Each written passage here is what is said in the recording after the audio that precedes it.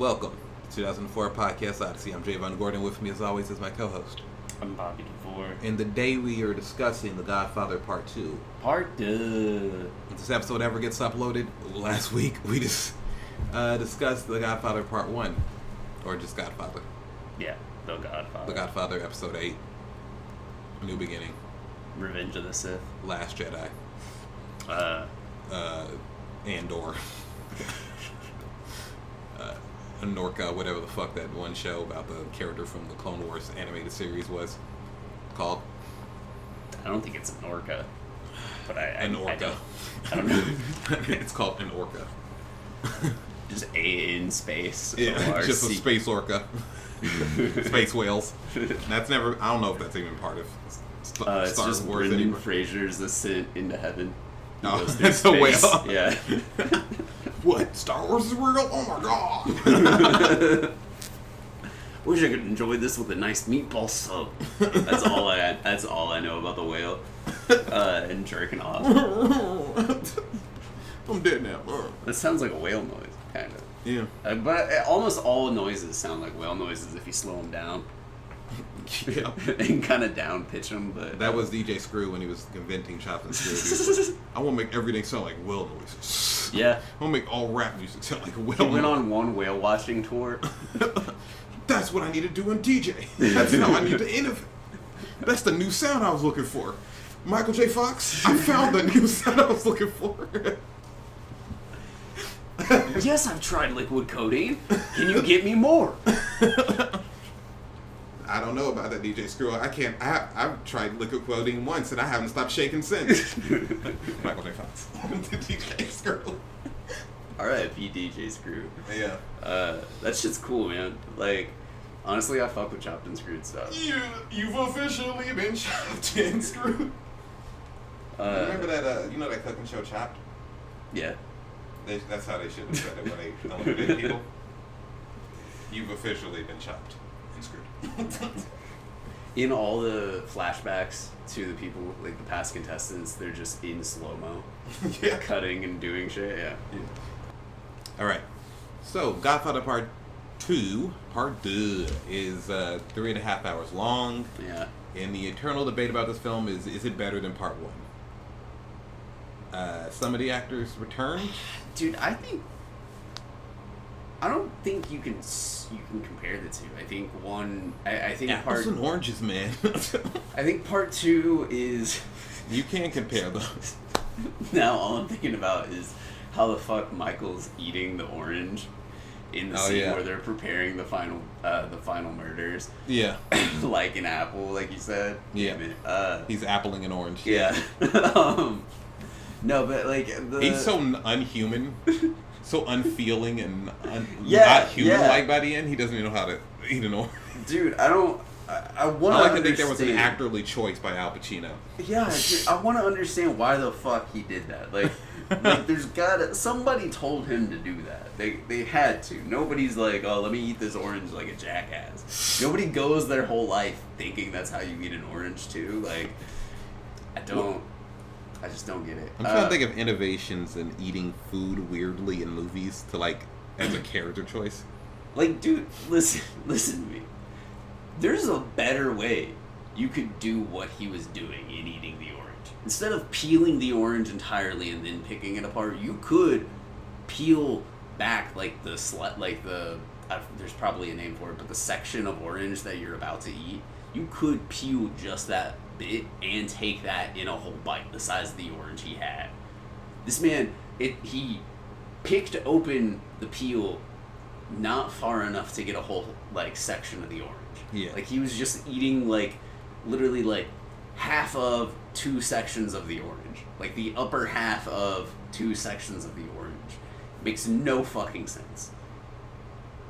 Makes absolutely no sense. You could do that a lot cleaner and still take the same basic concept and do it better than eating an orange. Yeah. It just, who? That's the biggest question I have about this film. Yeah.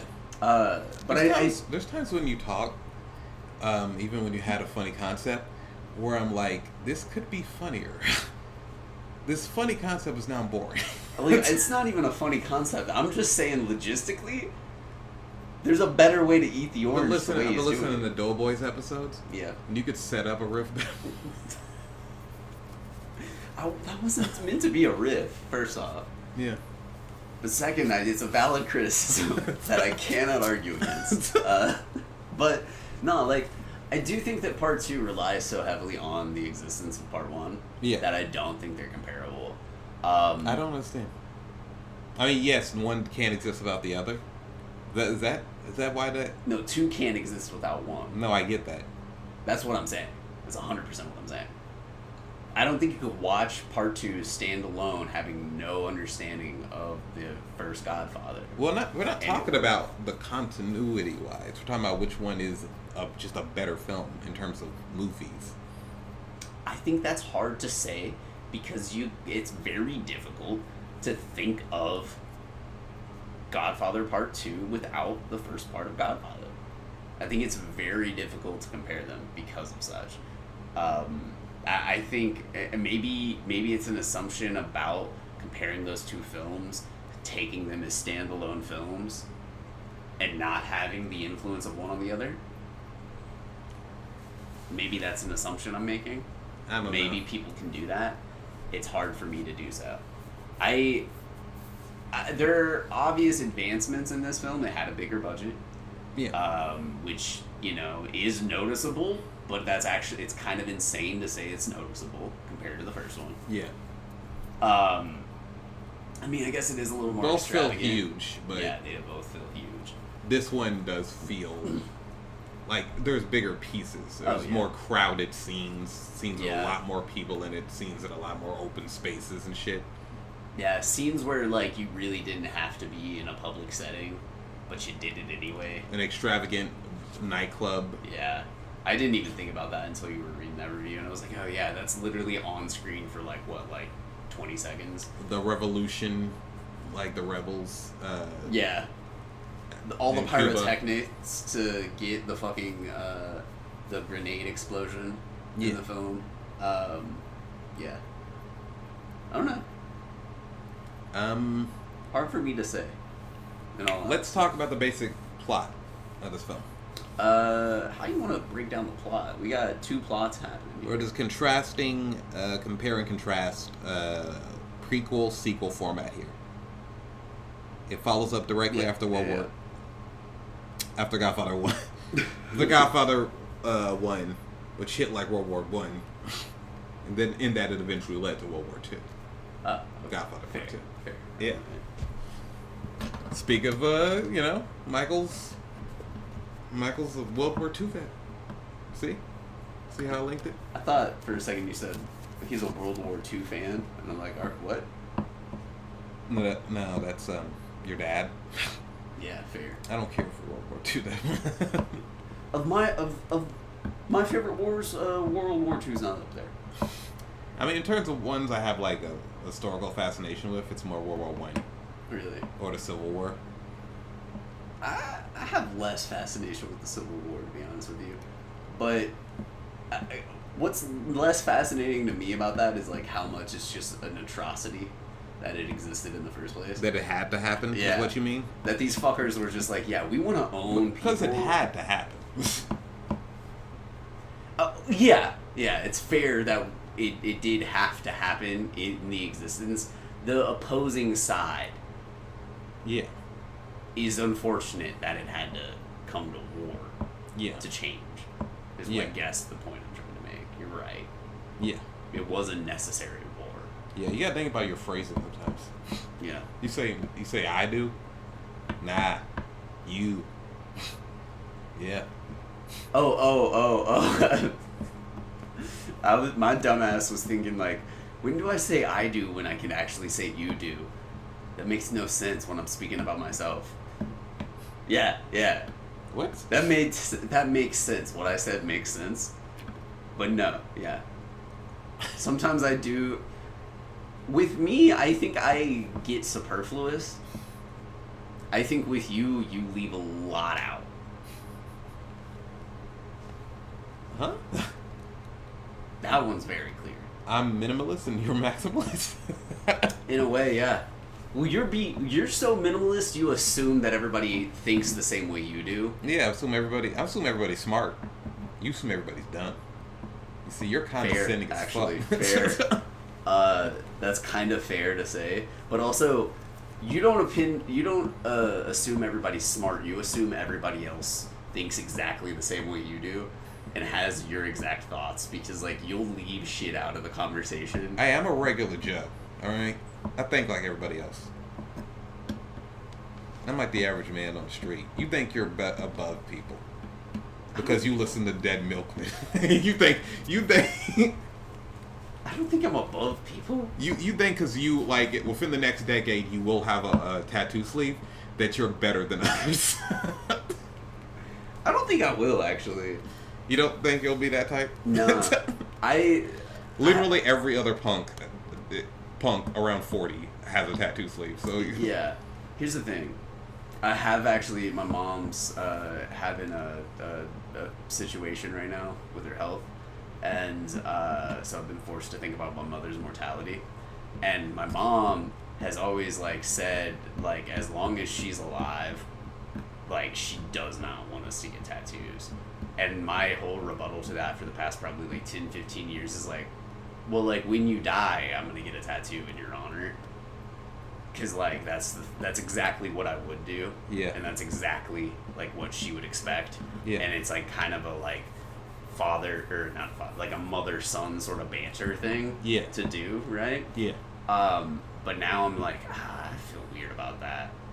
I feel like that is disrespectful. Even though that's like, that's kind of the right thing to do. And you can't even like be buried in the same cemetery. Yeah. I think my mom wants to be cremated actually. That doesn't work. You realize that doesn't work, right? What I just said. Because you're not Jewish. I'm not Jewish, yeah. Yeah. But yeah, I don't know. I don't really think I'd get tattoos.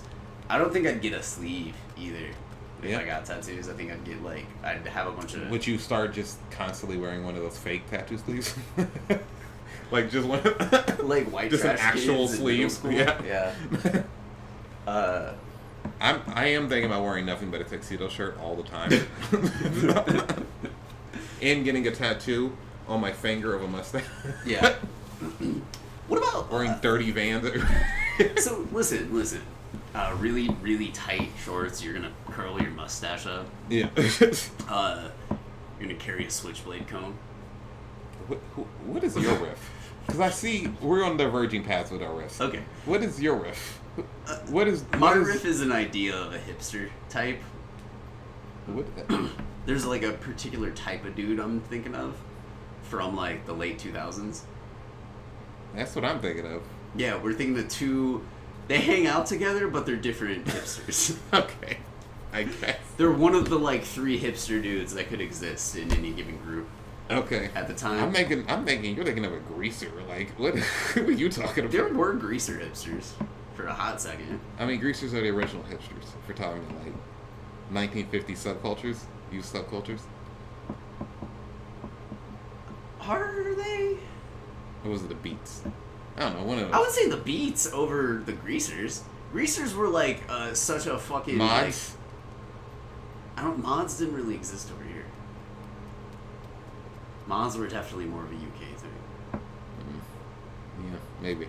I don't think like the closest we got to mods were Beats. I wonder if Beatniks. All right, there's a documentary from it's where Godspeed You Black Emperor comes from. Uh-huh. Where they got the name of their band. Mm-hmm. There's a documentary from the late 70s about like mods in Japan. Mm-hmm. It was a group called a gang of mod guys in Japan called the Black Emperors. Mm-hmm. In the late 70s. I wonder if like Japan still has like mods. They seemingly have every other subculture there. Yeah. Their own Japanese version of every other subculture. They don't die either. Those Japanese cholas, yeah, because they're already like these either subcultures that are never going to die here, like chola subculture, like that's an area specific. Yeah, Chicano. Yeah, Chicano culture is an area specific culture that will never die here. Yeah, but them having it makes no sense. Yeah. There's no reason for them to have it, but they do have it. They like adopt these subcultures, and then those subcultures don't die. Yeah. Either they get resurrected sometimes when they die in other Like, places. they have Nazism in Japan. Really? Yes. Jeez, that actually... And that's a subculture that, sadly, will not die. It keeps on getting revived. Insane. I was gonna riff about, like, you think neo-Nazi tattoos have gotten to the point where they're, like, neo-neo, and they are just, like, Hitler mustaches on the inside of their fingers. What about neo-Nazi pets? Like Neopets. Nazi Club Penguin. What about those? What's that puppy game that people used to play on their like? Oh, Nintendogs. Yeah, but it's 2 S's. Neo. No, it doesn't work. Yeah. 9 tin dogs. 9 tin dogs. I think that's like a. And they're all like German shepherds. Yeah, actually. You have to train them to attack people. Yeah, but it's more of a strategy game about how to raise like a literal pack of dogs inside of a studio apartment. 9, 10 dogs. About 9, 10 dogs. This is a studio apartment filled with 9, 10 Rottweilers. And you're not allowed to have them. Yeah, Their landlord doesn't know if they knew. Every boss level is apartment inspection day. Yeah, you have to. Somehow you're getting your 10 dogs, your 10 German shepherds out of your apartment. Not only that, you have to hide your Nazi memorabilia too. Yeah. It's just and keep your neighbors on your side about this, so they don't snitch on you. Despite the fact that you're a Nazi. Yeah. You just have to like suck it up, and you have to talk to your neighbors. Yeah. You live in like a metropolis, a diverse one, and you. Yeah. Yeah. All right. And to top it off, your landlord's Jewish. Leave it. All right. That's like in the story in my head. That's like probably like level 7 of 10 levels. You find out that the landlord's Jewish finally. Yeah. And then it's like, how do you overcome? This is a Nazi game, full on. Now. Yeah, it's a Nazi game. This is a full on like this game's. This is an independent developer on Steam. This started as a riff. This has now become spitballing a pro Nazi We have video to make game. this now. No, we're not Nazis. We just made a Nazi game. That's all we're doing. We made a game for Nazis. I think gaming's for everybody, all right? And I think there's no forced diversity. And yes, we call it forced diversity in the game. This sounds similar to the pitch for the Rape Play video game from Japan, in which you are a rapist. Is that a game? That is a game. What is up with Japan and rape? Dog. It's like me on like half these episodes. Like, dude, like you can't. That game's like blacklisted from Twitch. Like, I'm pretty sure that game started the blacklist from Twitch on Twitch. McCarthy's alive on Twitch. It's blacklisting people. But he didn't do that. Hollywood did that themselves. I don't know. Yeah. Okay. The blacklist. The McCarthyism. Yeah. Yeah. Okay. Yeah. But what is General Custer's Revenge or whatever it's called also blacklisted? No, I don't think so. It's like a short list. Do you know what I'm talking about? I do. I do know what you're talking about. When I was a teenager, I played it. How'd you play it? On bro, that shit was all on Flash. That's like old 8-bit games and shit. You could play on Flash Player. I thought you had a simulator of that. No. You could play. No bar should have that on their simulator. You know how Planet of Tapes has the game simulator, right? It's an emulator, but yes. Yeah, whatever. Well, it's not even an emulator. It's a fucking. I mean, kinda it is, but it's also like a jailbroken GameCube. Whatever, dude. Games installed on it, so. Whatever. But yeah, they shouldn't have that. No. No. That's fair. Can you read Rape Man the manga on Twitch? Maybe. That's a manga, by the way. That might. It's called Rape Man. You're a rape. He's a rapist. Jesus Christ. Is it pro or against? I'm assuming against, but obviously it's a hentai. Jesus Christ, man. Yeah. I'm not sure if it was Hiroshima that did this to them. Why they're like this. Has anybody thought about that? People have said that. Well, has anybody researched Why they're so fucked up? I have no idea. Here's the thing, though. There's, like, ancient Japanese art of some, like, weird fucking shit. You're thinking of the tentacles, yeah. Yeah. So, like, probably not.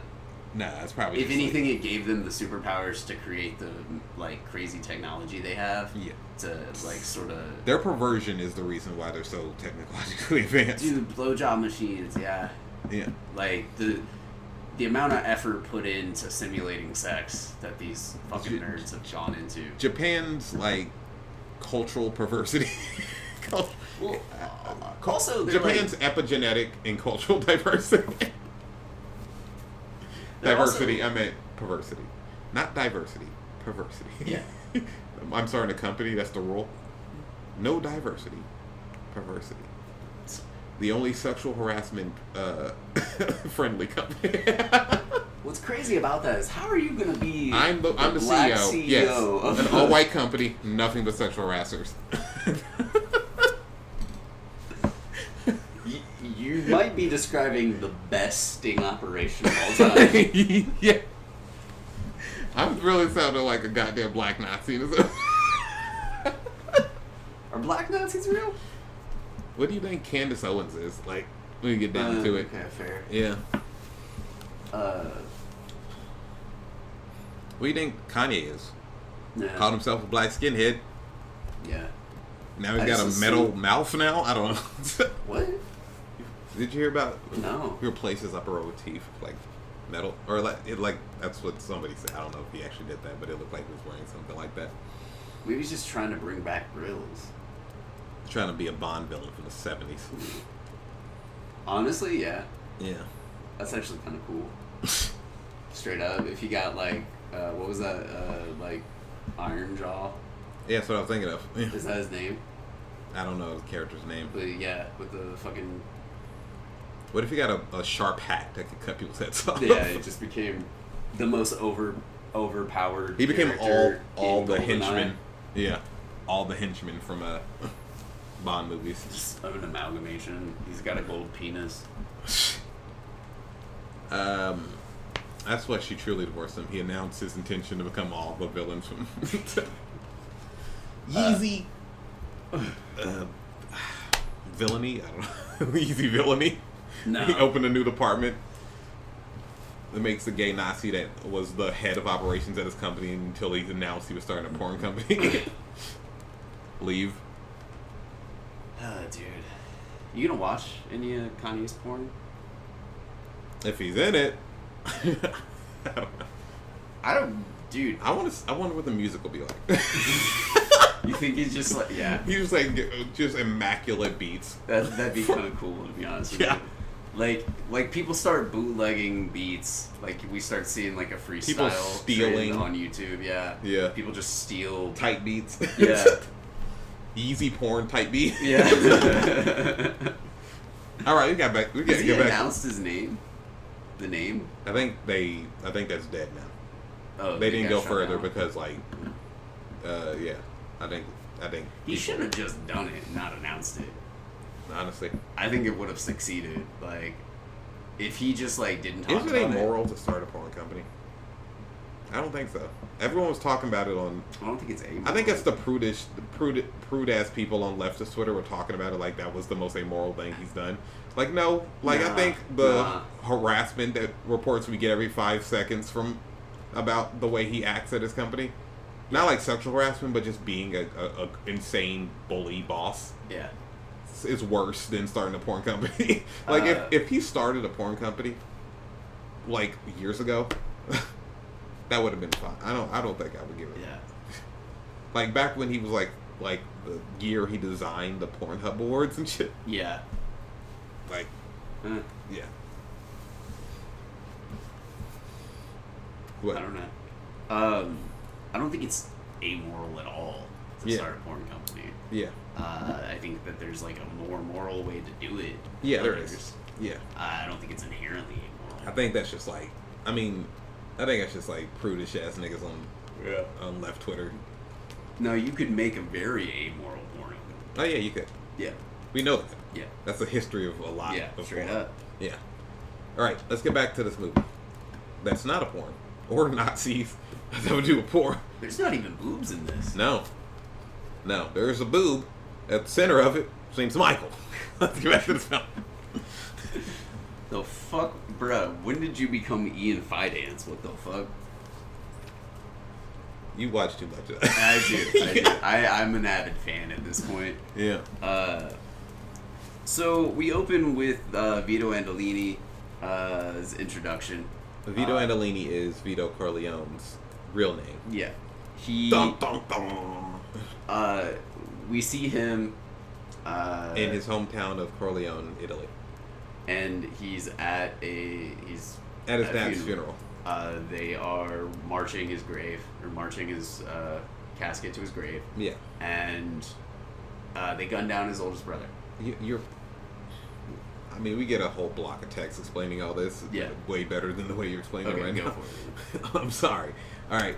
They've killed the local mafia chieftain has killed his father because I don't know, he insulted him or whatever. Yeah. And his brother disappeared. Went off to seek revenge.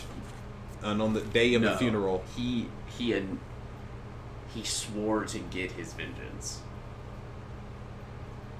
That's what the text said. That the brother just swore. He went off to get vengeance. Is like it's not really contradicting it. He didn't go off to get vengeance because he's at the fucking funeral. He gets murdered at the funeral. The text says he disappeared into the hills to get revenge, and only Vito was at the funeral. He was 9 years old with his mother. Then who got killed at the funeral? His brother. Who's his brother?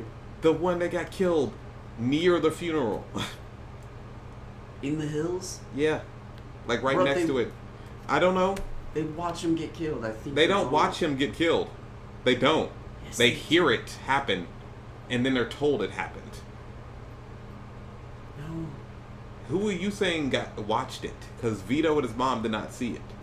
They were with the casket. Alright. Go. Come on. Let's go. Okay, whatever. I can see. Alright. So his brother gets killed on the day of his father's funeral. Yes.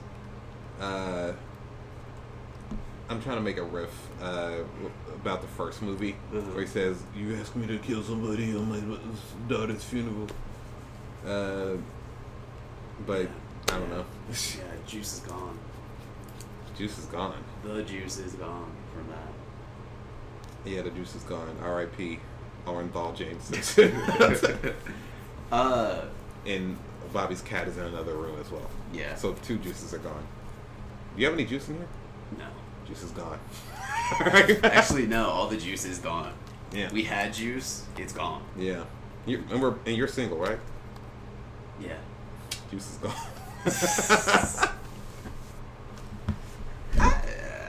Okay. Yeah. All right. He's gonna have a dry dick forever now, guys. Jesus Christ, man. Oh, is that too far? All right. I take that as a challenge. It only motivates me to get stronger. And my dick wetter. No. Pouring water on his penis as we speak. My dick just shrinks about an inch from erosion. From the amount of water I try to add. Penis took water damage. You know that happens, right?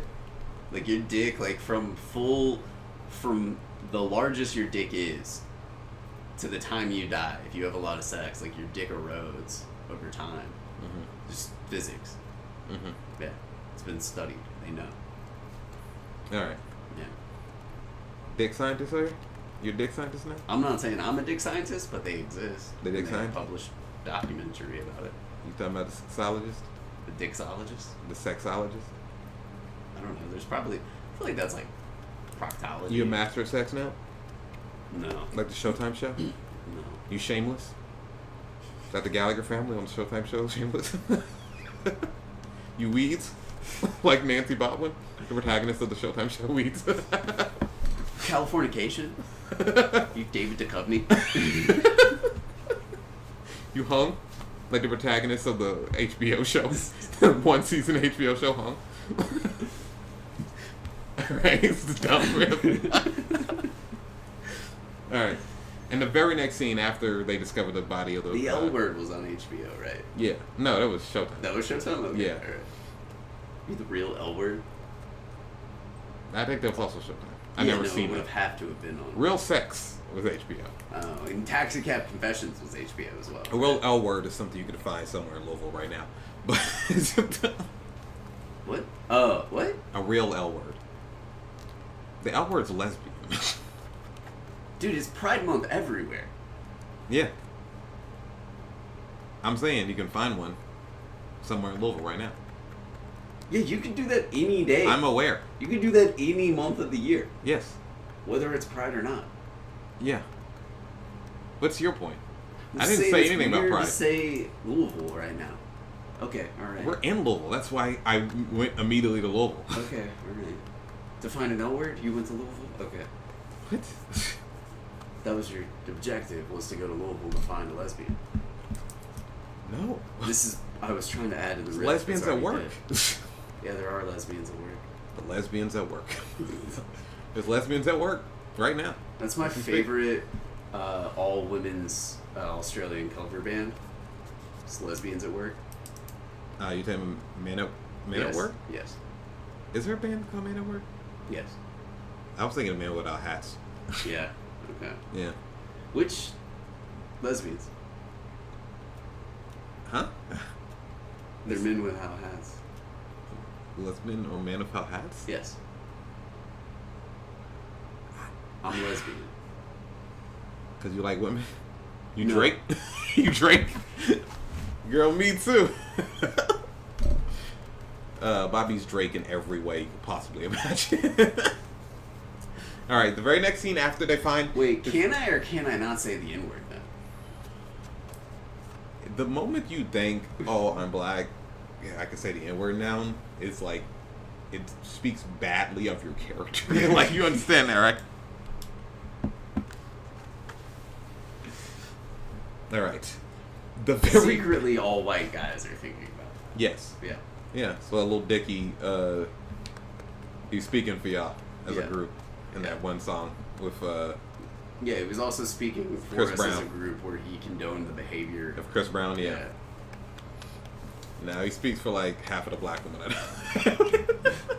When he condoned the behavior of Chris Brown. Unfortunately, yeah. Yep. Insane.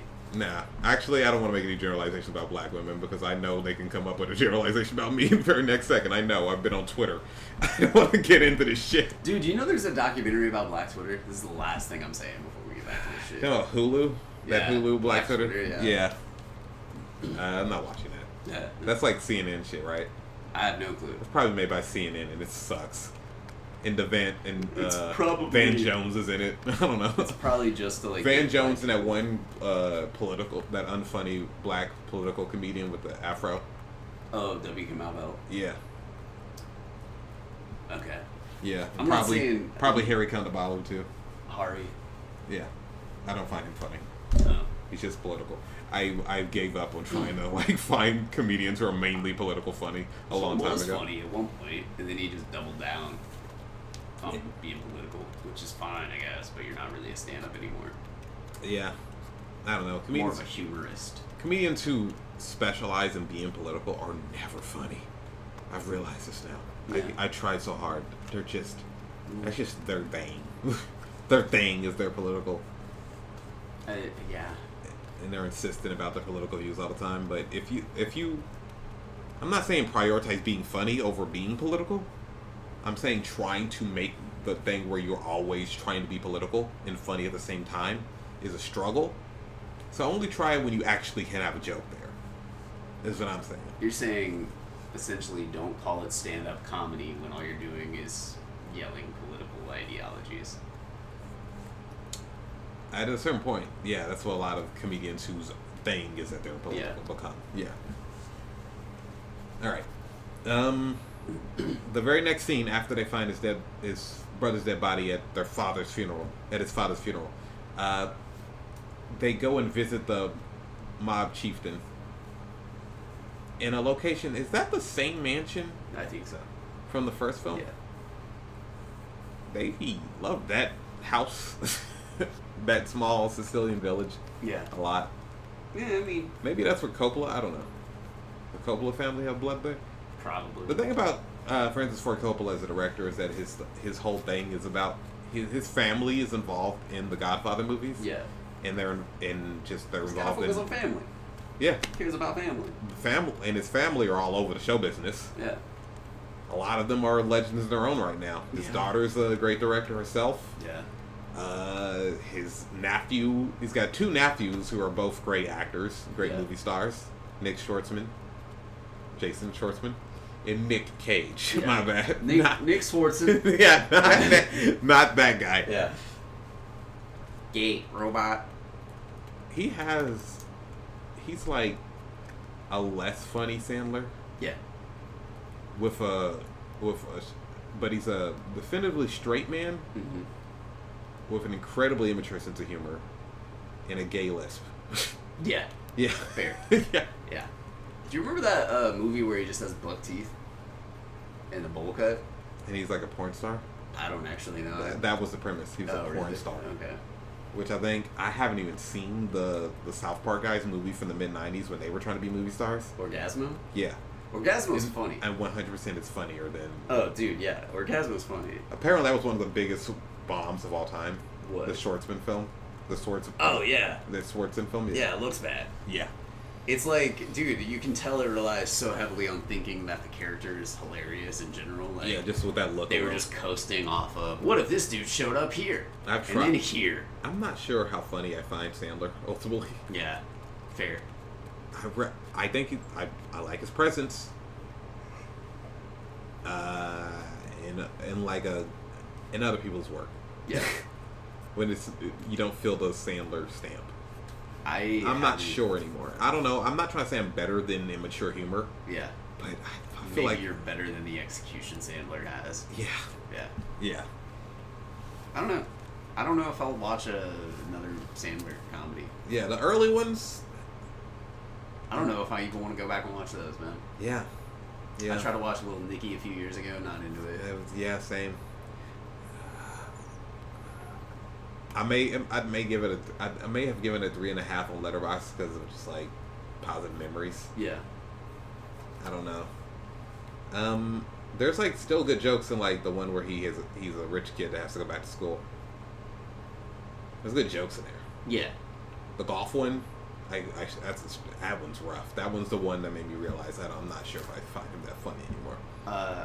What about Big Daddy? I have like nostalgia for that. That's the sweet one. That's like the schmaltzy one where he has a kid. Yeah. I don't remember much. It's one of the Zach and Cody brothers. Yeah, I know. I've seen it. I just don't remember It's much. probably both, but And then Jon Stewart's his actual dad. I don't actually know. Yeah, Jon I think Stewart's. you might be right. Jon Stewart's, yeah. Yeah. I don't know. Anyways, back to Godfather. They go to the mob chieftain to convince him not to kill Vito. Not to kill Vito, yeah. Yeah, because he's like, no, when he becomes an adult, he's gonna seek revenge. So I gotta kill him now. Which, and yeah. turns out to be true. Yeah.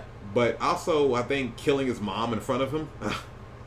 Yeah, would you kind of only just make- dug your own grave there. Yeah, a but little bit, it's you know? because the mom threatened him with a knife. Yeah. But it's also like, why are you like? Yeah. Don't just make it worse. Yeah. And so, to escape the mob chieftain, he leaves Italy somehow. Flees to America. Yeah, And catches fleas on his way to America. he catches something Under a blanket. Yeah, He spreads it to the Native he Americans. brought COVID and AIDS to America. Yeah. It's he arrives at Ellis Island. He's fucking a monkey. They learn on the boat. Yeah, they learn his name. They learn his name in this town that he comes from. It's Corleone, Italy, and it was like Vito Corleone. Yeah. I'm not sure why they changed his name. They did that to a lot of people. I know that's a real thing, but I don't know why they changed it. Like, Is it because they didn't understand it, or I think was there it was like a naturalization sort of thing to it. because you're an American now? Yeah. And, like, we don't have those types of last names here. I feel like there were. Like, that was a deciding factor. Yeah. But I don't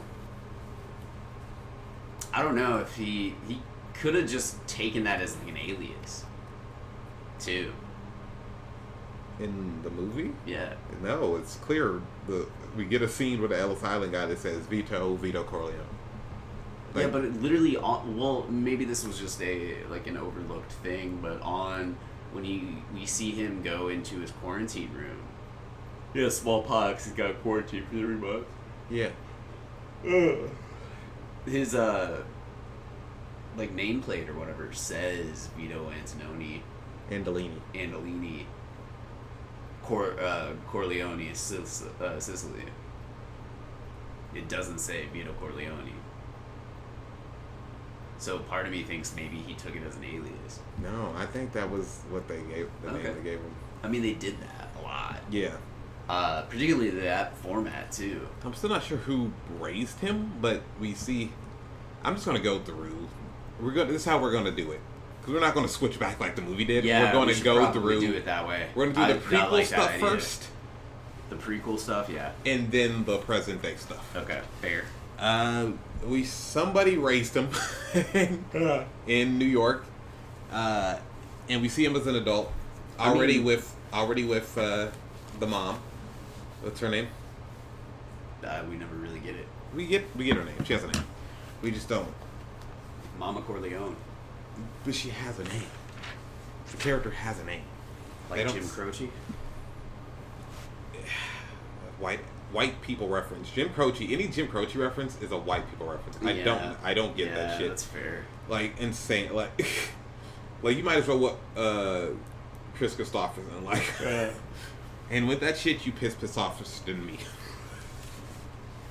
Anytime the name gets brought up, you pissed off person. Yeah. Also, fucking Eminem is what released a Slim Shady song recently, and people are like, "Why don't Gen Zers like Eminem?" And it's like, I don't care. Yeah. Like, just stop expecting people to like the same shit your generation liked. Also, like, Eminem should just stop. Yeah, he's cringy. Yeah, he's cringy now. It's bad. Like, bruh, take a hiatus. Yeah. Let it stew a little bit. Father, the internet rapper Father, said, "I've never seen sobriety take a toll on someone's creativity and edginess like it did with Eminem." Yeah. Like, he was so great at one point that it's crazy that we talk about him the way we do now.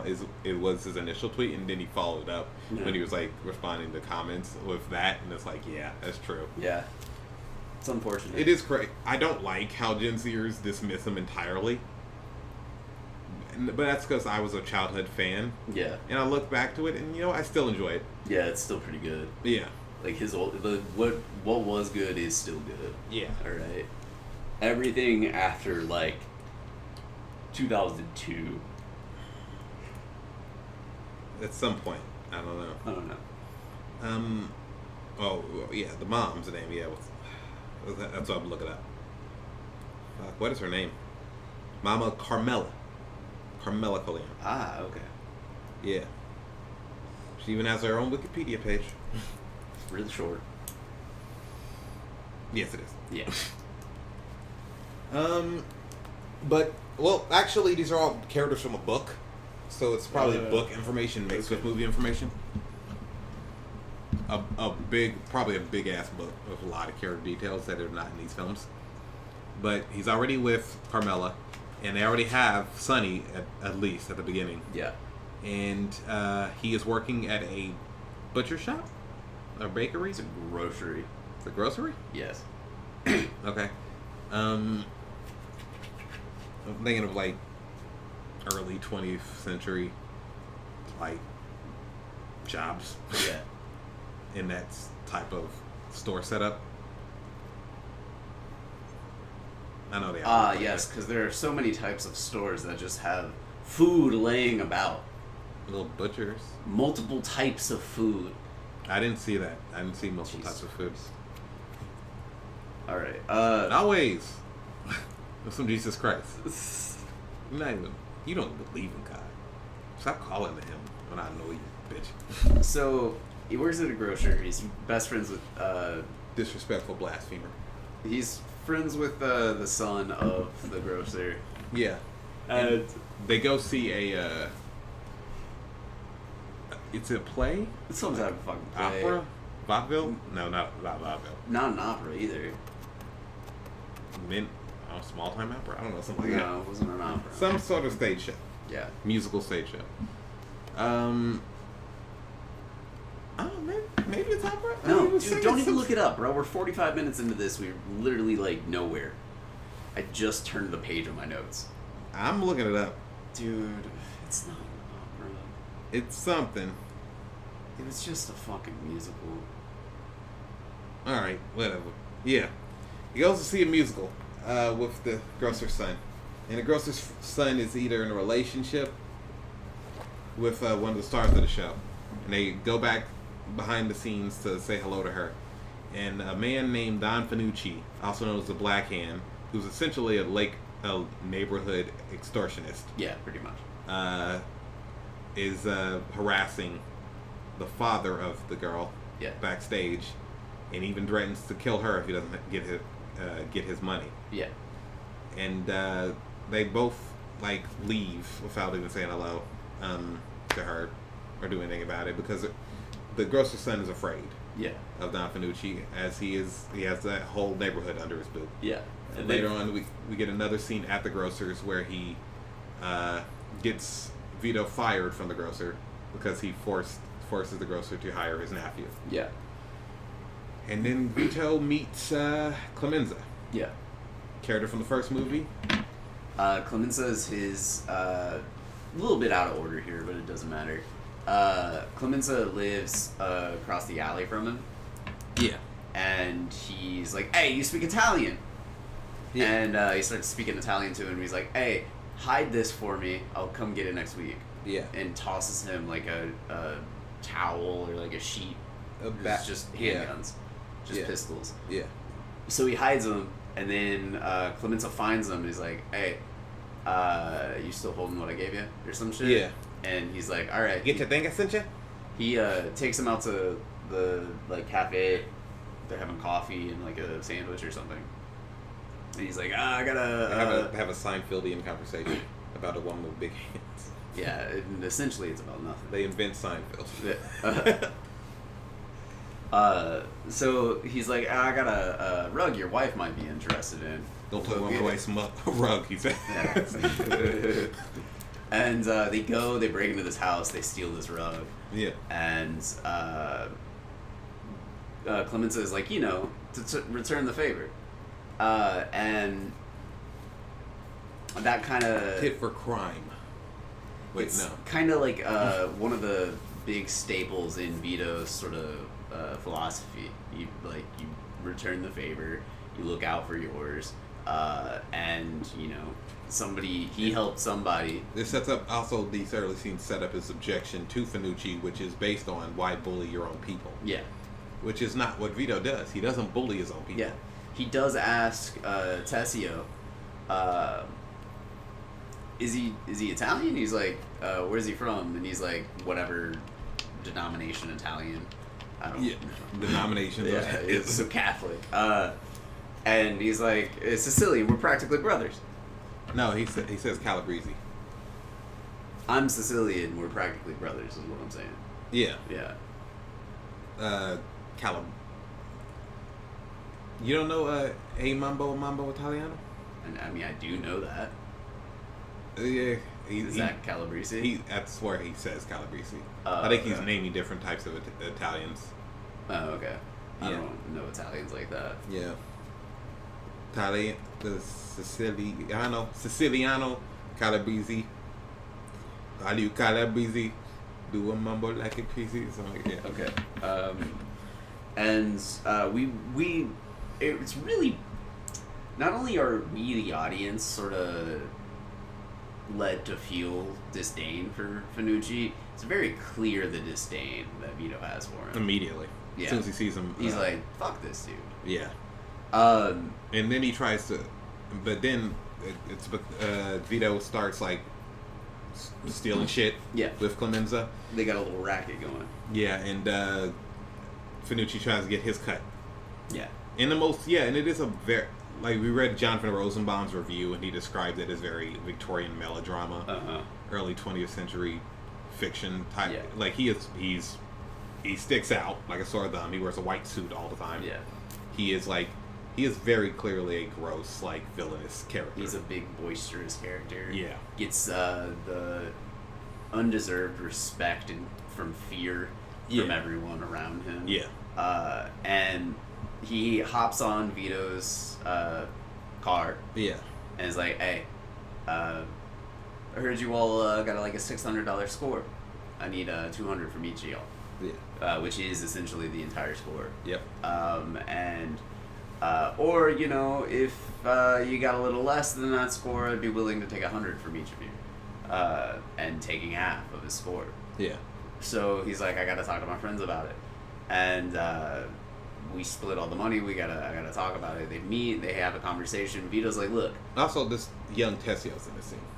Yeah. He's also friends with Tessio, played by Abe Vigoda in number 1. Tessio is in the scene where they have dinner. Just for clarification. Yeah. He's in 2 scenes. I mean, we see both a younger version of Tessio and then the original Tessio from the first film. Okay. In this. I was like, I closed my eyes and was like, all right, what the fuck are you explaining now? That doesn't really matter. That, you know, whatever. But then you said something of note, so I apologize. That's what I'm trying to get at. Nigga, I'm not extraneous like you. So I'm a minimalist. You're a Mennonist? That makes sense. I'm a Mennonite, yeah. See this long skirt? Yeah. I speak Pennsylvania Dutch now. I don't know. There's like so many like weird religious. Pennsylvania Dutch is like Amish people, right? I know, yeah. I know. It's like sounds a little bit like Yiddish, but it's not. Does it? No, I actually don't know what it sounds like. It does not. Sounds like if you hear the barn a knocking, don't come. Wait, if you a hear rocking, don't if come you hear a the knocking. barn a rocking, I'm coming on my sister. Because I can't get her pregnant. If you hear the barn a rocking, there's ladies talking, and we're talking leaving the community due to frequent rape in the barn. Undeserved best original screenplay Oscar. Is that real? Yes, What's for the movie? Women Talking, which is about that premise. Oh, okay. God damn. Yeah. I hate how funny that was. I really do. Vito is like, look. The movie sucks. I'm sorry. It's a very serious topic. Garbage film. Go on. Let me talk to him. Okay, hear me out on this. How about each of you all give me $50 from the cut? And for that $50, what I'm gonna go do is talk to him. I'm gonna convince him, to let us to only take that from us. And he goes. He says, "I'll give him an offer he don't refuse." Yeah, so he coined his catchphrase in this scene. And he can't refuse. No, he says he don't refuse. In this exact instance of it. Does he? Yes. That was when I mentioned that I like how their English, like how his English is kind of like inconsistent in quality. Like sometimes he speaks very eloquently, and sometimes he uses like bad grammar. Yeah. Because he spent his entirety of his childhood up until like maybe age 10. He was 9. He was 9 when he came to America. Yeah. Yeah. So in Italy, so. So he goes. He meets him at the cafe where he's supposed to. He gives him the $100, and he's like, "Look, I'm short on money, but $100." He's also stepping up to him. In a way. He's not really. And Finucci respects that. He sees through it, but also he's like, you know what? I'll give you this skit. You can fuck with me this one time. Yeah. Like that. That's my impression. Like, you fuck with me this one time because I respect you. Yeah. But I I might not next time or whatever. But he's also like, I'll find you some work. Yeah. And like he's like, oh, he stood up to me. He's got guts. He's got moxie. Like I could probably use somebody like him. Yeah. So he's like, okay. So now I have like a henchman. Yeah. I have enlisted a henchman. And this is all part of Vito's plan, it seems, to like get in on his good graces. Yeah. Because apparently that same day there's a festival going on, and Vito just tracks him back to his apartment. Yeah. On roofs, and has a gun hidden. Gets a gun and a towel. Wraps the gun in the towel, breaks into his house. He unscrews a light bulb, so that it's out, and then Fanucci has to tap it. And initially what you think is that he's going to look and see Vito, but he eventually screws the light bulb back in, gets it working again, goes into his house, and then Vito strikes. Yeah, apartment. And then Vito strikes, and Fanucci's like, oh, what you got there? Yeah. He's like, hey, how you doing? What do you have? Go, how you doing? Yeah, but it's essentially like he's happy to see him almost. It's kind of how it felt. No, like maybe not happy, but just kind of surprised. Yeah. Like not fearing for his life because he's a fucking idiot and has never really seen some real shit. Also, I think he thinks that he's not going to shoot. I think it's more like the vibe there. But he's not going to shoot. He doesn't know he has a gun. He doesn't understand. He's so cocky that the thought of somebody wanting to kill him doesn't go through his head. It is wrapped. He thinks that people fear and respect him so much. Yeah. No one would ever step to him like that. Yeah, it's true. And that's the difference between Vito and everybody else. He's like, this is a fucking problem. Yeah. I'll just take him out. Yeah. And he shoots him 3 fucking times while fireworks are going off at this festival. Yeah. Shoots him in the heart, shoots him in the cheek, and then he puts the gun in his mouth and shoots him through the head. Yeah. Which I don't understand the reason for, but... They go look like suicide? I don't know. Who shoots themselves in the heart and then in the fucking cheek and then through the mouth? And there was no way to solve a murder back then. Yeah, I don't understand how people solve murders back then, to be honest with you. Well, you know, they had the weirdly shaped hat and trench coat and a magnifying glass. Yeah. And smoked a pipe and snorted cocaine. Oh, yeah. Okay. And so he climbs back on the roof, he breaks the gun, he's like running on the rooftops. Somebody's written Sherlock Holmes meets Vito Corleone or some shit like that. Yeah. And he's just dropping pieces of the gun and the wallet he takes off of Fanucci, and he takes all this cash out. Yeah. And he just drops it in these chimneys. Yeah. And just goes back, he goes and hangs out with his family. Yeah. And this is the beginning of him becoming a respected criminal figure. A sort of, the Godfather. Yeah. He becomes a Godfather of the neighborhood. Respected within the community. He doesn't take like Fanucci did. Yeah. People offer him things as a gift. And he always meets that with, you know, if you ever need any help, you come to me, I can return the favor. Yep. He's looking out for people. Yeah. Doing the exact opposite of extortion. Yep. He offers a service. Yeah. In a way. He does it for an old lady named Senora Colombo, who's a widower whose landlord wants her to get rid of a dog. Yeah. He's kicking her out because she had the dog and because he doesn't like how little rent she pays to him. And then so Vito tries to pay him off,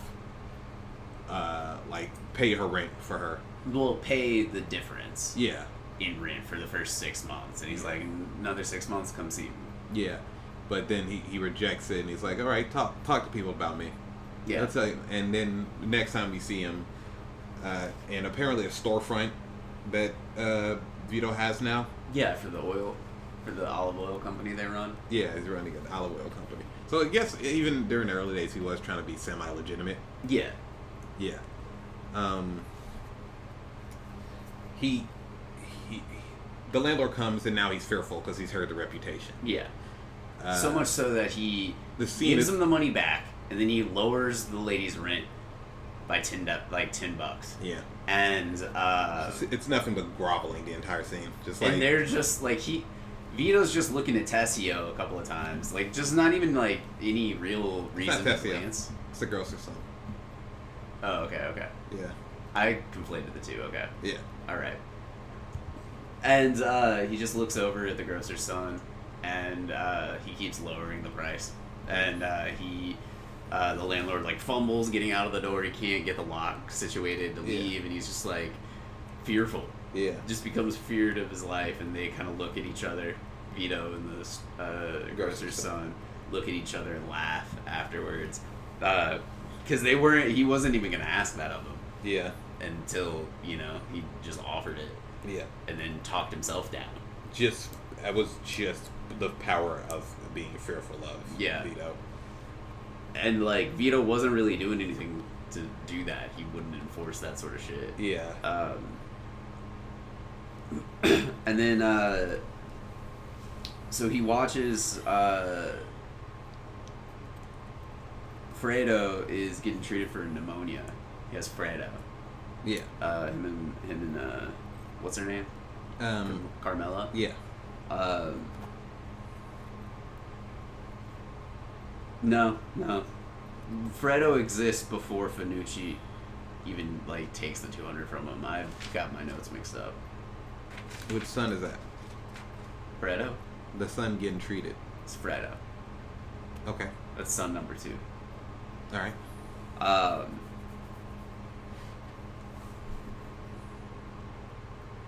Hold on. Yeah. Okay. The next thing we see is Vito and his family. Yeah. Are in Corleone. Yeah. He returns to Corleone. And he's on a vacation. He goes to Don Ciccio.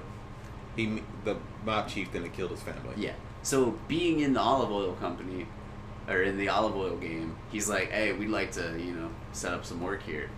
And he goes, he meets Don Ciccio. It's just a pretense to meet him. Yeah. To kill him. And he's like, who is this American? Where's he from? Let him come closer. Talk to me. Yeah. And he's like, what's your name? And he's like, Vito Corleone. The chieftain's now like very... it's a Don. Whatever. I'm going to call him a mob chieftain. Okay, whatever. There's no stopping me now. I'm already on that track. He's pretty much blind, really. Just an old ass man. And he asks him his name. He's Vito Corleone. He's like, what's your father's name? And he says... Don's a chief, right? Okay, I'm just trying to stay within the canon of what we're talking about here. I'm trying to stay within the lexicon of the mafia. Uh-huh. That's all the reason I'm saying the Don. He's a boss. He's also called the Don. Yeah. I forget his father's name, but like Antonio and Andolini. Yeah. And this is for him, and then he stabs him across his fat stomach. Why you say his fat stomach? He was kind of fat. He was a fat. He was fat in the beginning too. Yeah, but why? I don't know. It was the add to the visual. Fat phobia, man. All right. Chill out, Quan Mills.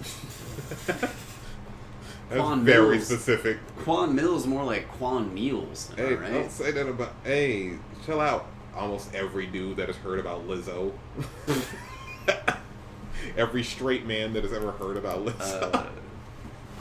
I still can't get over BFB to Pac-Man has that line where he's like, if Lizzo sold her coochie juice, want to buy a swiggle? Shit. Yeah. I still listen to him sometimes. It's like, insane. It's just nothing but a series of punchlines. Yeah. That are just increased. Like, I'm ghetto and fat. Ghetto and fat. It's like pinnacle of Detroit style rap right now. I'm incredibly horny. Yeah. And I got a small dick because I'm fat. It's like so that. good. Yeah. All right, back to the movie. Something off a honey pack. Dick harder than a math problem. Honey packs are like. I barely understand what that is. It's They're an like, aphrodisiac type thing, right? It's like gas station boner pills. Yeah. Is it like honey that you eat? I don't actually know. I think maybe it's called a honey pack because it like helps you with honeys. I don't know. Do you eat it like Winnie the Pooh? It's like it's technically branded through Stacker 2, so it's got that. Stick your like just featureless arm in there and just have honey on it. I watched a video about how they just named Winnie the Pooh, because Christopher Robin actually said that, the dude's son who wrote it, and he just thought it was funny to call the bear the Pooh. What was the context of him saying Winnie the Pooh? I wanna the Pooh? No, just Winnie the Pooh. He just called him. He called a Pooh Winnie? Called him the Pooh. It wasn't. This was before Pooh had a connotation of poop. Oh. So it was like Winnie the Pooh, just a silly word, is what the kid was saying. If I was with model Winnie Harlow. What? If I was with the model Winnie Harlow. I don't know who Winnie Harlow is. I think she's a model that has like a skin thing where you're. Dude, I was. Yeah, this lady. Appalachia? Who? What? She's got Appalachia. You're saying it wrong on purpose, but I can't think of what it's actually Alopecia. No, it's not alopecia. It can be. Maybe I'm wrong. Mesothelioma. Isn't that what Vitiligo. Vitiligo. I get vitiligo and alopecia confused. Yeah, she got vitiligo. The normal way, not reverse. That's what Uncle Ruckus says he has. Reverse vitiligo? Yeah, that's why he's black. I was white, then I turned black. Yes. Oh, okay. All right. I'll call her Winnie, my boo. Okay. That'll be my pet name. All right. That's solid. Yeah. Yeah. I didn't know who that was, but that's good. That's a good bit. Is that a black concern? Is that like a black celebrity?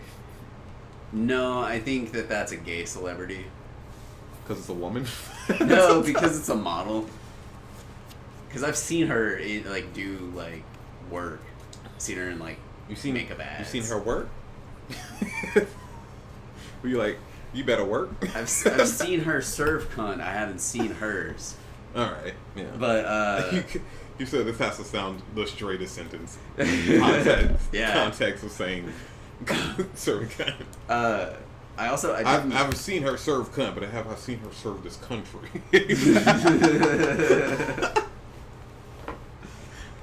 All right. Ask not what you can do for your country, but what your country can do for your eyebrows. Okay. All right. Back to this film, and that's pretty much it for the Vito Corleone prequel parts of the film. Now let's get to the present, where Michael is. The film starts in the Michael section, just like the first film started. Yeah. With a big party. Mm-hmm. It's Anthony's Michael's son's birthday. No, it's his first communion. Oh yeah. Which is, I think, like part of a like big Catholic thing. I think it is like a certain number birthday in Catholicism. You can take your first communion at a certain age. Yeah. And that's like part of it. It's like a birthday. It's not 13, right? No, I don't think so. Because he was acting incredibly childish for 13. I would imagine. I wouldn't tolerate that behavior at 13. I think he's like, I don't know, under 10. Yeah. I would imagine. Yeah. I got lots of presents. You're 13. What the fuck is going on?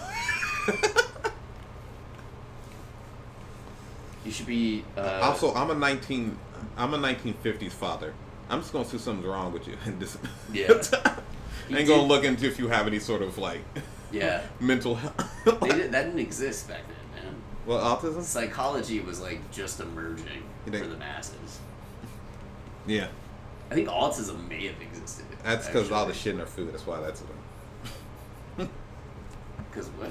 Autism's around because all the shit in our food now. I don't know about that. They put the water that makes the frogs gay in our McDonald's burgers, and that's why kids have autism. And autism is what compels people to become actors. The power of Christ compels you to have autism. No, the power of gayness compels people to become actors. Yes, that's fair. Thanks. Fair. Let's get it right. Happy Pride Month. Happy Pride Month. Well, actually, no joke. Happy Pride Month. Yeah. First off, Happy Women's History Day. Happy National Women's Day. You know, it's also like Happy every other novelty fucking dumbass holiday as well. Let's celebrate those. Happy Pizza Day, Happy Pancake Day, Happy Pancake Ass Day, Happy BBW Day, Happy BMW Day, Happy BBL Day. Yeah, BBL Drizzy Day. Yeah, that's just his birthday. Yeah. Yeah. All right. It's almost 2 a.m, so I'm drifting a little. Yeah. We're driving as we record this, so he's literally drifting. Yeah. He's about to run into civilians. I'm getting really close to slapping my bumper. He's about to ride into the bar crowds right now. Yeah. All right. So it's Mikey's son's communion. Senator Pat Geary gives a speech. Yeah. Senator Pat Geary. What did I say? You said it all slurry because you're tired. Michael has given a contribution to the University of Nevada where this is taking place. They're in Sierra, the Sierra Mountains at their compound. Yeah. And Geary's thanking him for that. On stage, but he asked for a private meeting. Yeah. In his office where he straight up makes it clear he does not like Michael and he doesn't like Italians in general. Like, not only because he's obviously a mobster, I think that's part of it, but it's also the fact that he's Italian. Yeah. Unlike the last time this movie is, like in part 1 where the film executive was going on an anti-Italian rant, he doesn't use a bunch of slurs in a row or whatever. Yeah. He just goes, I don't like your kind. Yeah, I don't like your greasy hair. Yeah, that's pretty much it. That's about it, yeah. And he tries to extort Michael out. Michael's gonna come into owning another casino. He already owns 2 in Vegas. He's gonna own a 3rd, but the problem is the first 2 got grandfathered in with their licensure, and this 3rd one they're gonna need to purchase a new license. Yeah. This senator gets to approve that licensure, and or gets to approve the licensing in this case, and is like, look, I don't like you. It's going to be $25,000 for the license and 5% of your gross profit from all 4 of your endeavors. And Mikey's like, the license costs $20,000. Yeah. And he's like, yeah, but I don't like you.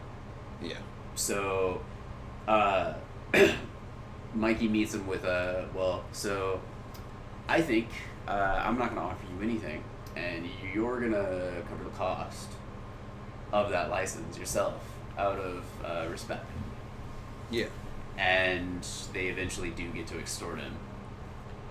Not in the scene, but apparently later on we see Pat Geary again, and he becomes a loyal toady after...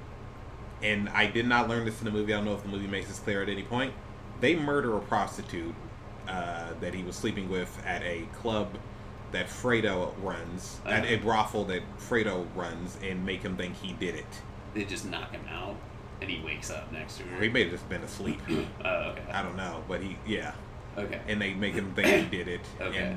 and he then becomes a very loyal. It wasn't toady. very clear. It kind of just seemed like he did kill her. Yeah. And he was like freaking out about it. Yeah. So, but that makes more sense that they killed her. Yeah. And that's also why Hagen is so calm, saying she has no family. She has no ties to anyone. That's like why they did it. Didn't even exist. That's why they did it. Fuck. Yeah. Like, honestly, that's it's like the weirdly quietest villainy thing, and it's a deep villainy of like deeply villainous thing that is like quietly done in the film. Yeah. That is deeply villainous.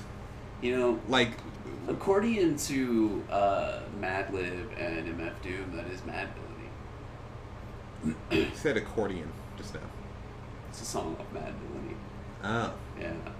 Okay. Yeah.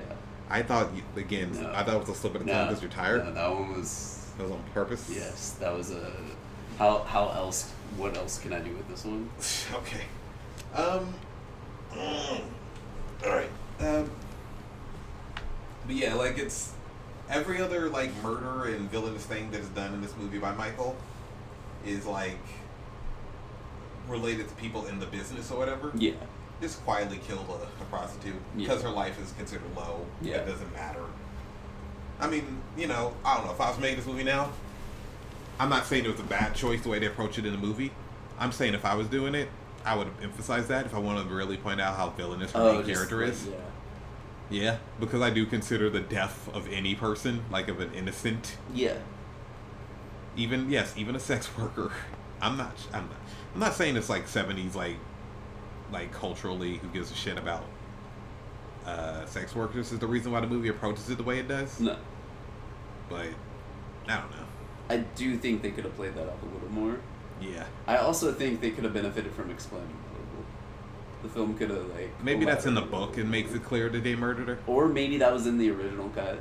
In the original script, something like that. Yeah. Yeah. But anyways, in like every other scene after that, he's like a loyal toady. Yeah. It's never brought up. It's just quietly, yes, I am your loyal servant. I will not get in your way ever again.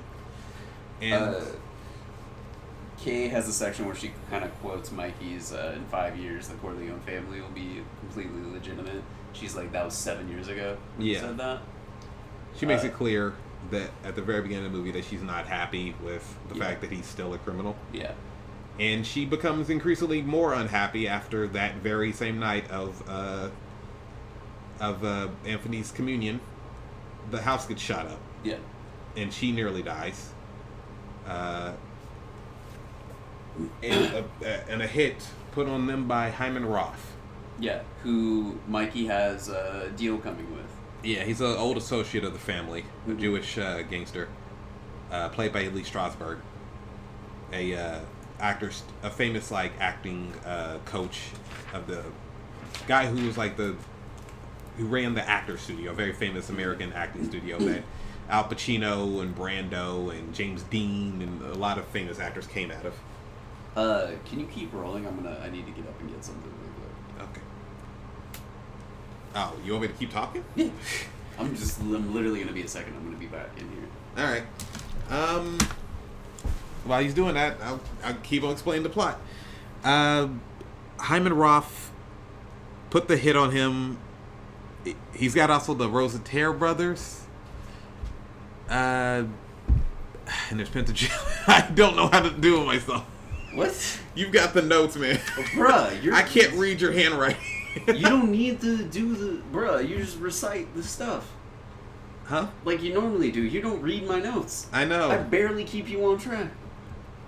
Your reassuring face. Alright. So, the Rosatere brothers are funded. Who? Rosatere brothers, right? Are funded by Hyman Roth? Hyman Roth runs them, basically. They're within his family, probably. Yeah. And there's Frank Pentagelli. They're the Rosado brothers. Rosado brothers, that's it. Yeah. Not to be confused with the Risotto brothers. Yeah. They're brothers made entirely of risotto. I made them once at a school festival. Really? No. I was gonna do a Scarface riff, like the Diaz brothers. Did you ever make pasta at a school festival? No, did you? No. Did you make a pasta volcano for a science fair? No, we did make. I was in 7th grade when the Mentos and Diet Coke trend started happening.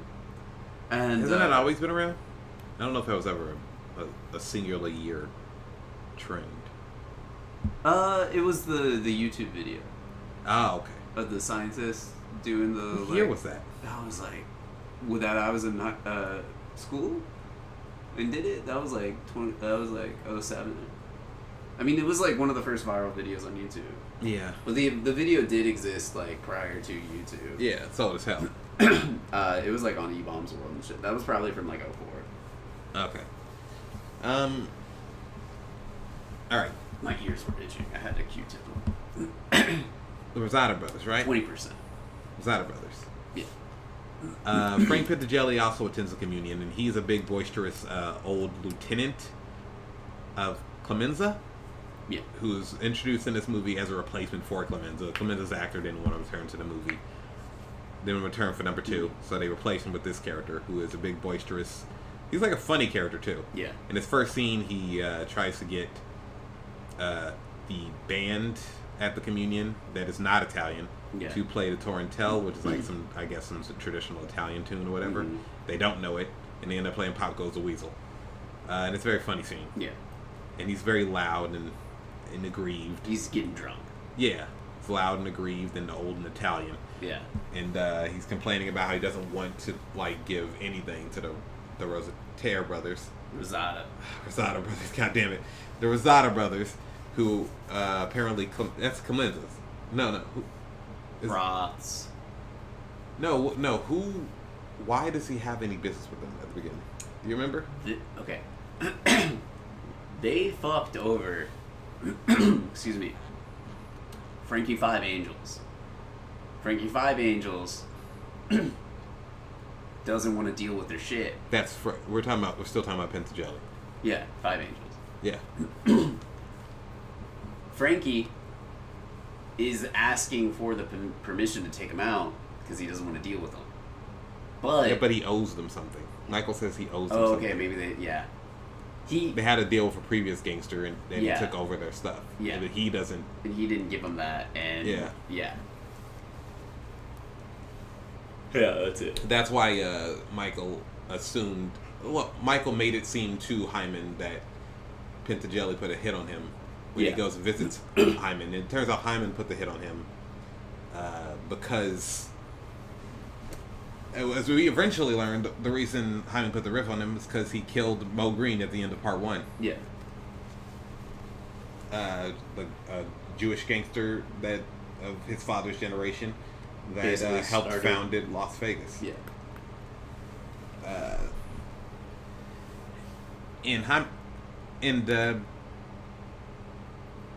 That plays out throughout the film. That's one of the plots. Yeah. And we get a sequence where Michael goes down to Cuba. Yeah. With Roth, and like they're just like going through like he's trying to like set up business interest in Cuba. Yeah. But this is at the exact time that the Cuban Revolution is about to happen. Well, Mikey has like at least stock in a hotel there. Yeah. If he doesn't outright own it. Yeah. And the exact time that the Batista government is crumbling. We get a scene where Mikey sees a guerrilla soldier blow himself up along with a commander. Yeah. Of the actual Cuban military. Yeah. And he tells Roth about this, and this is like a scene that kind of sets up how smart and perceptive, like anybody with a basic knowledge of history of like Cuba and shit like that could tell you that they are going to win. Yeah. And that's what that scene kind of sets up how smart and perceptive Michael is about these types of things. And Roth is like, we've had these rebels here for 50 years. Yeah. And they haven't taken over yet. Yeah. Roth's on no shit. Roth's old and dying. Just still repeatedly dying throughout the movie. Doesn't die until he's finally killed. Like 20 years of a heart attack. Yeah.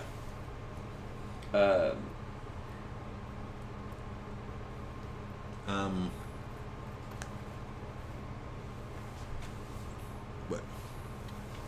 I'm trying to see where we're at in the notes. Yeah, no dead air. Okay. I'm trying to remember. So, excuse me. There's a... Oh, and then he learns about Fredo having lied. Yeah. He learns that Fredo was knew about the hit. Yeah. And was part of it in some way. Like he told them? I don't know. I'm not exactly sure. From the way he explains it, he was tasked with just being like, kind of, not greasing his palms, but like being like, hey, maybe this might be a good idea to Mikey, his brother. That was what he thought the goal was, what he thought the task was.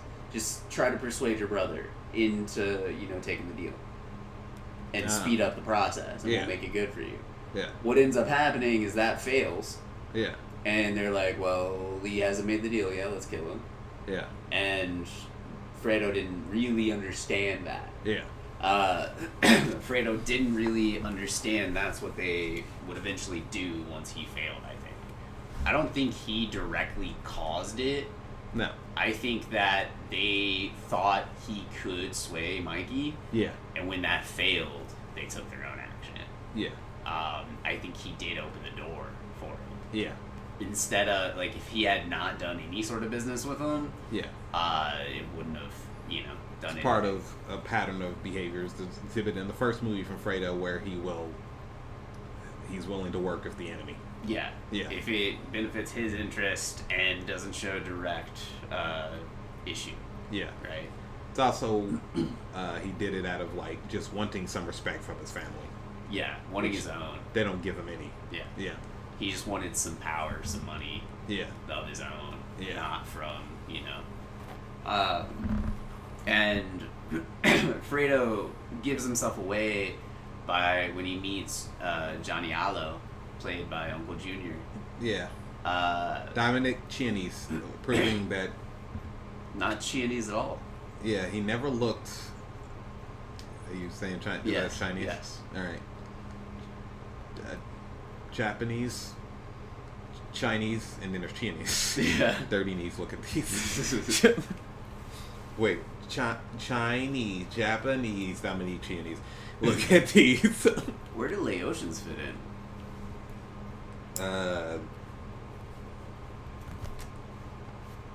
I don't get this. You're doing a King of the Hill thing? I mean, I was just bringing up Laotians, but it does relate back to Susanoo Phone. So. Yeah. A small landlocked country in Southeast Asia. The population. You're mimicking a white man's imitating of an Asian accent. Yes. And I did it actually pretty well for the first bit. Like if you do John Redcorn, you're also doing that. Yes. Yeah. That's so crazy. Like Connie if was they're voiced doing, by an Asian they're lady. doing. Yeah, that's the But only she one. wasn't Laotian. Yeah. I also think her mom was also Asian, right? Maybe. I don't know. I don't actually think so. No, I think she was. I think she was. I know Kathy Najimy was. She's like a Russian Jewish lady, right? Kathy Najimy? Yeah. What's that got to do with the non-white characters on King of the Hill? But she's not white, and she plays a white character. That's all. Kathy Najimy? Yeah. That Jewish is white, man. I know, I understand, but she's at least got some spice to her. Because she's Jewish? Yeah. Jewish is spicy white? Jewish is spicy white, for sure. It's white, but it's not white. Yeah, it's spicy white. The equilibrium that they live in. Yeah. They can be white when they need to, not white when they I mean, they're white. They have all the cultural advantages and shit. Yeah. But also two white people, they're not white. Yeah. Two actual, like, skin color difference minorities. Yeah. They're still white. Yeah. It's the same thing with, like, Italians and Irish people. Yes.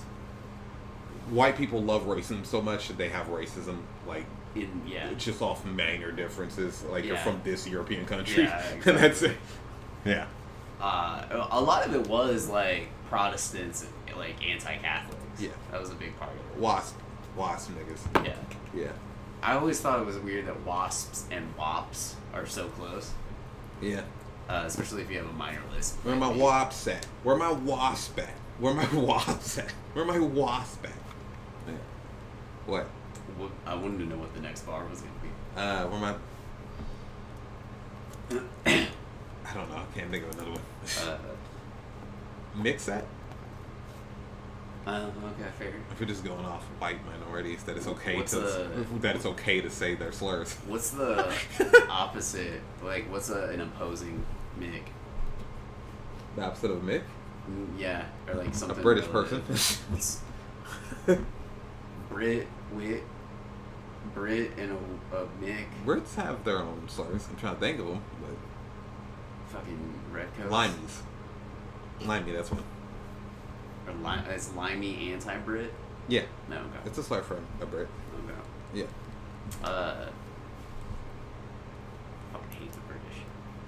Yeah. Fuck Tell that me shit. about it. Yeah. Yeah. What? Tell you about it. Told you about it? That's fucked up. Yeah. Alright. We need to make a Jewish friend. I have a Jewish. You have a Jewish I friend? have Jewish friends. I need to make a Jewish friend. Yeah, make him out of clay. Name him Gala. Dreidel. Oh, Made it out of clay. Yeah. Dreidel. You know, chocolate coin. That's actually the song. Yeah, I know. It's like a golem, right? Like a Jewish clay monster that protects Jewish people. Mm-hmm. And it's a thing in Jewish folklore. That kind of sounds cool. Yeah. I discovered it because Yo. The Simpsons did a Treehouse of Horror based around the concept, okay. but it's also just a general concept. Bruh, the Real Jim's literally posted a video talking about that season and like his top 10. That was 10. What, that Treehouse of Horror That with that Treehouse golem? of Horror, yeah. I did not have any understanding what the fuck that was about. And then you said that, and I was like, oh, that's what that was. I didn't see that video. I just remember got watching posted, it as a kid. like, a couple of days Yeah. ago. That's funny. I still, bruh, I don't even like. I love the Real Jim's videos. Yeah. I don't watch The Simpsons. I know most of what I know from the Real Jim's videos about The Simpsons. Actually a good show. It's No, I pretty know. funny at its I best. know. Yeah. I refuse to pay for Disney Plus. Yeah. That's like my main argument. Yeah. So. Yeah. Also, right now I only pay for a streaming service. So. What's the streaming service? Criterion. Criterion? Yeah. Yeah. Keep paying for it, please.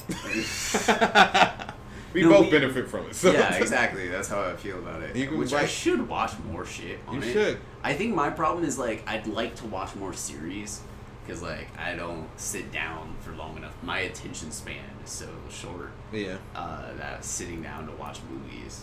Yeah. Is You can invite a woman difficult. over, make her think you're I smart could, yeah. by watching I could most certainly. like an old movie in a foreign language. Yeah. Yeah. The problem is you have to find a woman that can tolerate that. So, Well, you know. There like, are and women. that's not even about women. There are smart women Yeah, that that's like not even movies. about women in general. That's just about people. We're a Yeah. minority here, and I Well, can one claim of us. that. Of the film people, Soon enough. you're also a minority. Since Great Replacement Theory is real. Uh, Soon enough. 2054. Yeah. Uh, All right. where were we? And when the saints come marching. Fredo says that he's never met Johnny Allo. Yeah. And then later at a club, Later that same day. he Yeah, forgets later- it. hours later, Yeah. he fucks up. When they're and watching says- a sex show. Yeah, where Superman is what they call him. Is Yeah. just a man with a giant penis. Yeah. That we don't see. Fucking Yeah. angry about this. Yeah. Like, how you gonna taunt a giant cock and not show us? Yep. You see like a woman fall She's on like, the floor. she's like being like she's in captivity, Yeah. being tied to a pole. About to be made to have sex with Superman. Yeah, and this is obviously theatric. Yeah.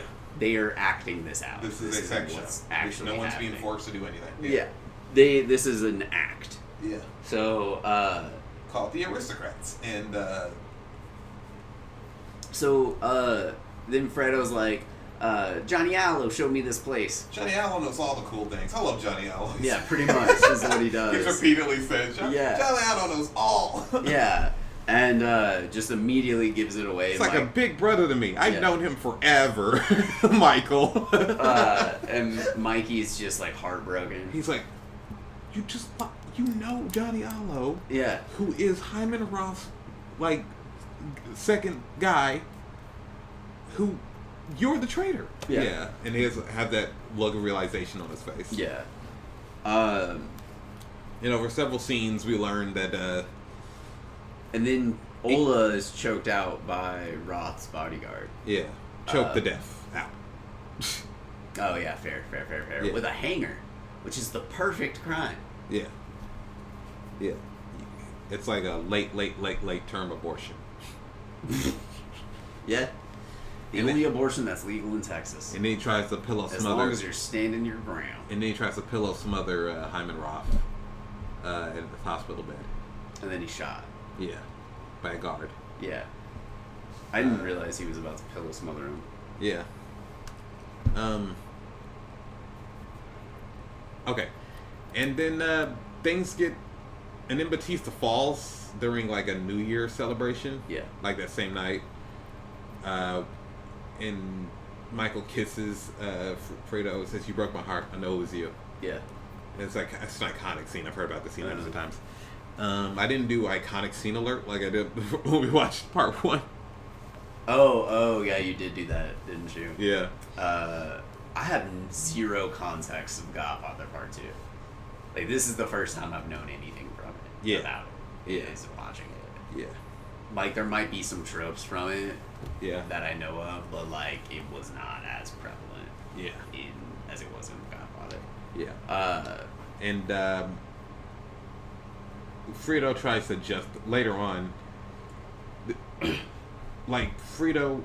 Okay, Batista's government falls that night, Yeah. and there's chaos in the streets, and all the rich people are trying to leave.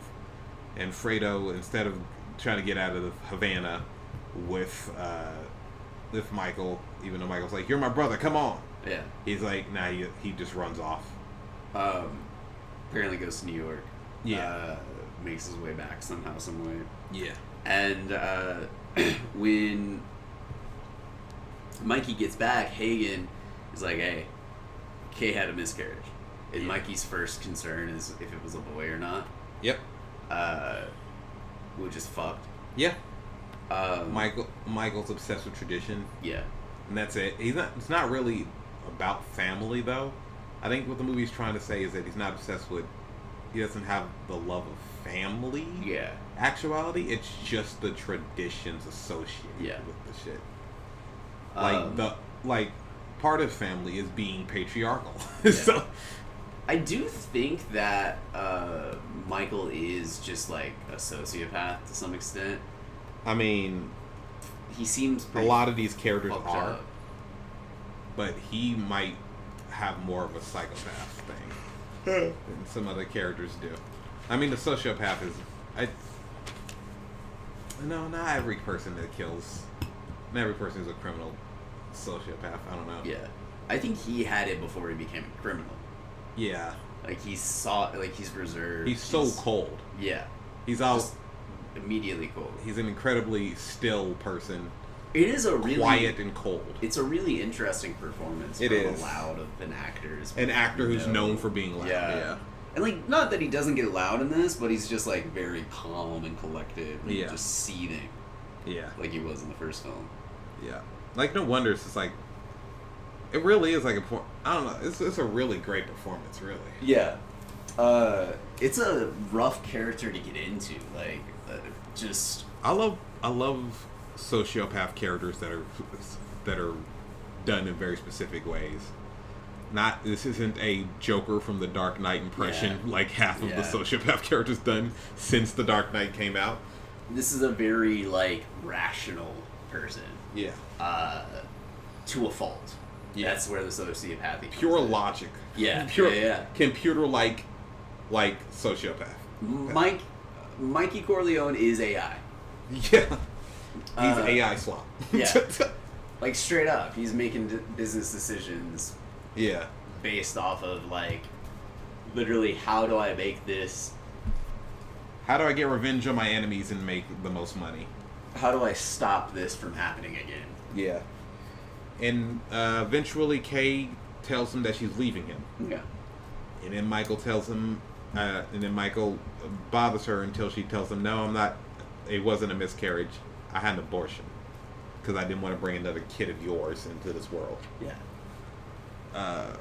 Which I think was like, I don't want to bring another son of yours into this world because I know So you can feed him to the meat grinder that is this crime empire. Yeah, that you exactly. founded. Yeah.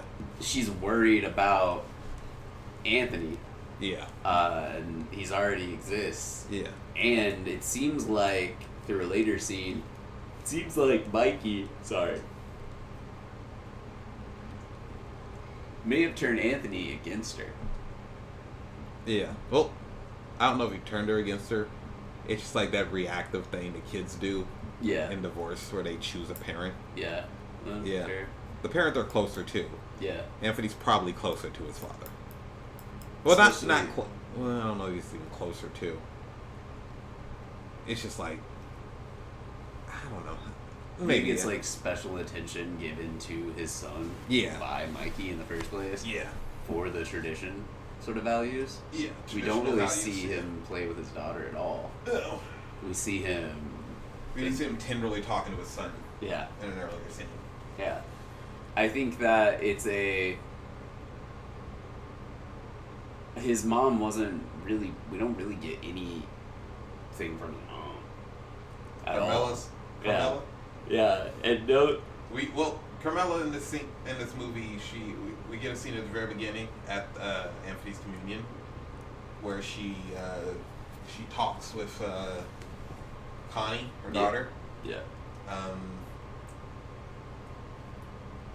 And also we see her tell Michael to be good to Fredo or something. And then she dies. Yeah. Michael makes a show of pretending he forgives Fredo after the death. I think, because I didn't put this together until now, he does tell Rocco, the bodyguard, to make sure nothing happens to him until his mom dies. Yes. And then after his mom dies is when he kills him. Yeah. And apparently Fredo has a thing where he fishes with Anthony. Yeah. And they take him out in the water and they kill Fredo. And In another iconic scene. Yeah. they take, Anthony has to go to Reno with his dad. Yeah. Connie yells for him and makes him go. Yeah. And then they kill Fredo. Yeah. Connie also makes it clear that she has been kind of leeching in having dumb, ill-advised relationships with people. Yeah. Just to fuck with Michael because he's mad about Michael killing her husband in the first film. Yeah. And I think that, like, even beyond that, she just wants Michael to feel for her, or feel in general. Yeah. And she like just always had some sort of method of wanting to get some sort of emotion from him potentially. Yeah. Which again, he's cold as hell. Yeah. So like maybe it is like I wonder if like, because we do kind of see Anthony being a little different in a way. They kind of talk about him. What do you mean? Don't they? Isn't there a conversation between Kay and Michael about Anthony? Like worrying about him? Nah, I don't remember this. Oh, okay. I just don't remember this. He does kind of, maybe he does seem a little like reserved and quiet, Yeah. sort of like Mikey was. Yeah. So I wonder if there is like some Michael sort of, has. I mean, we know he's a sociopath. I think he has all this. like genuinely, I Yeah. think maybe there is some sort of like thing that happened to him in the way he was raised that sort of made him become this way. Maybe. We do get a flashback scene Yeah. in this film that features like actors that aren't in the rest of the film because they're Yeah. dead. Yeah. Like Tessio, played by Abe Vigoda. We also see Sonny. Sally. Sally. Sally is Tessio, isn't he? Yeah, Sally. Tessio brings in the cake. Yes. Yeah, so that's Sally. Is Clemenza? No, Clemenza's not there. I don't know why I said that. Yeah, Clemenza is in there. Yeah. And Connie's husband that Michael kills in the first one. Carlo. Yeah. Who Sonny's trying to hook up. Yeah. With Connie. Yeah. It's the first time they met, I guess. Yeah. The man that eventually would end up killing him because he kept on beating his ass because he beat his sister is who he was. I forgot my own sentence structure. Yeah. Let me move on. He's mad at Michael. In the scene, Sonny gets mad at Michael because Michael announced that he's not going to college, he's going to the war. Yeah. Yeah. Then this is during World War II.